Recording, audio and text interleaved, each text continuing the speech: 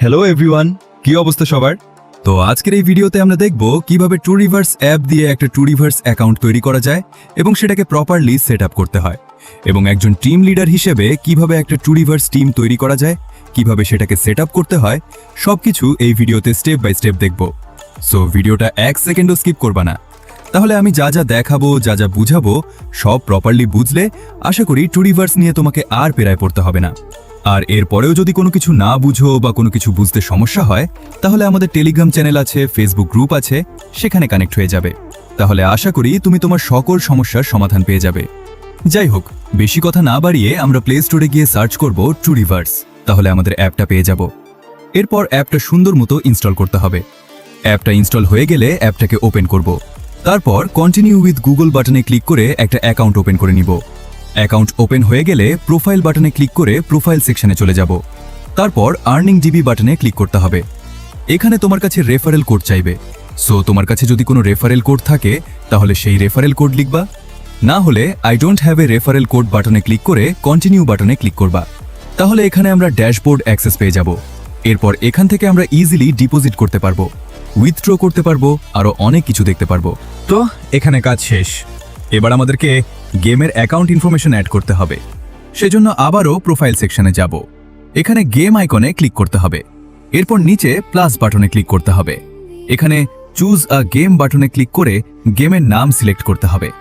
এরপর এখানে তোমার গেম অ্যাকাউন্ট নাম এবং ইউআইডি সঠিকভাবে লিখে অ্যাড বাটনে ক্লিক করতে হবে।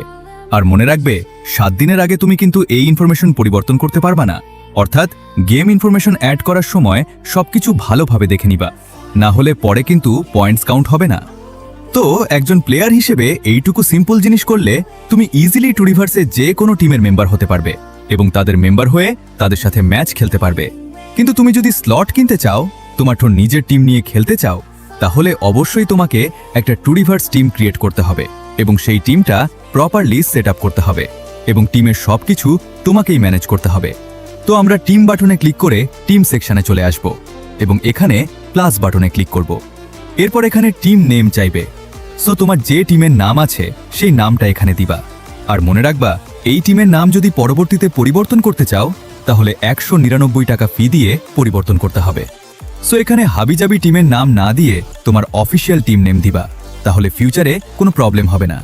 আর তোমার যদি নিজের টিম না থাকে, সেক্ষেত্রে তোমার যা মন চায় তুমি দিতে পারো। তো টিমের নামটা লিখে ক্রিয়েট বাটনে ক্লিক করলে টিম ক্রিয়েট হয়ে যাবে।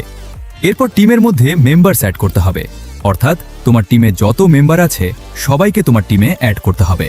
আর তোমার যত মেম্বার আছে সবার একটা করে টুরিভার্স অ্যাকাউন্ট থাকতে হবে, না হলে তুমি তাদেরকে নিয়ে টুর্নামেন্ট খেলতে পারবা না। সো যাদেরকে নিয়ে খেলবা তাদেরকে বলবা টুরিভার্সে একটা অ্যাকাউন্ট বানাতে এবং সেই অ্যাকাউন্টে যেন তারা তাদের গেম ইনফরমেশনগুলো অ্যাড করে রাখে, যেভাবে একটু আগে আমরা অ্যাড করেছি। তো এখানে টিম সেকশন থেকে মেম্বার সেকশনে ক্লিক করতে হবে।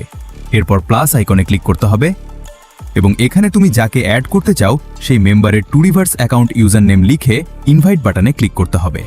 তাহলে তোমার টিম থেকে সেই মেম্বারের কাছে একটা টিম ইনভাইটেশন যাবে। এরপরও সেই মেম্বারটাকে বলবা নোটিফিকেশন সেকশনে যেতে। এরপর ইনভাইটেড ইউ টু জয়েন এরকম একটা নোটিফিকেশন আসবে। তারপর এই নোটিফিকেশনে ক্লিক করে ভিউ বাটনে ক্লিক করতে হবে। এখানে নিচের অ্যাকসেপ্ট বাটনে ক্লিক করলে ইনভাইটেশনটা অ্যাকসেপ্ট হয়ে যাবে। এভাবে প্রতিটা মেম্বারকে ইনভাইট করতে হবে এবং তাদেরকে ইনভাইটেশন অ্যাকসেপ্টও করতে হবে। এখন মনে প্রশ্ন জাগতে পারে যে টুরিভার্স অ্যাকাউন্টের ইউজার নেম কোথায় থাকে? তাহলে প্রোফাইল সেকশনে গিয়ে দেখবা তোমার নামের নিচে ছোট্ট করে একটা নাম আছে, ওটাই এই অ্যাকাউন্টের ইউজার নেম। এবং তুমি চাইলে এডিট প্রোফাইলে গিয়ে ইউজার নেম পরিবর্তনও করতে পারবে। যাই হোক, এরপর তুমি যদি তোমার টিম মেম্বার সেকশনটা দেখো তাহলে এখানে সবগুলো মেম্বারকে দেখতে পারবা। আর যারা ইনভাইটেশন অ্যাকসেপ্ট করেনি বা যাদের ইনভাইটেশন অ্যাকসেপ্ট করতে হবে তাদেরকে ইনভাইটেড সেকশনে দেখতে পারবা। তো এভাবে আমরা মেম্বার্স অ্যাড করতে পারবো এবং ডিলিট বাটনে ক্লিক করে মেম্বারকে টিম থেকে রিমুভও করতে পারবো। সো মেম্বার সেকশনের কাজ শেষ হওয়ার পরে আমাদের রোস্টার সেট আপ করতে হবে। আর একটা কথা বলি, এই রোস্টার সেকশনটা একটু ভালোভাবে বুঝবা, না হলে টুর্নামেন্ট স্লট কিনতে গিয়ে অথবা ম্যাচ খেলতে গিয়ে ঝামেলায় পড়বা। তো এখানে দেখো free fire solo, duo, squad আছে এবং পাশে আমরা দেখতে পাচ্ছি কতগুলো প্লেয়ারের মধ্যে কতগুলো প্লেয়ার আছে।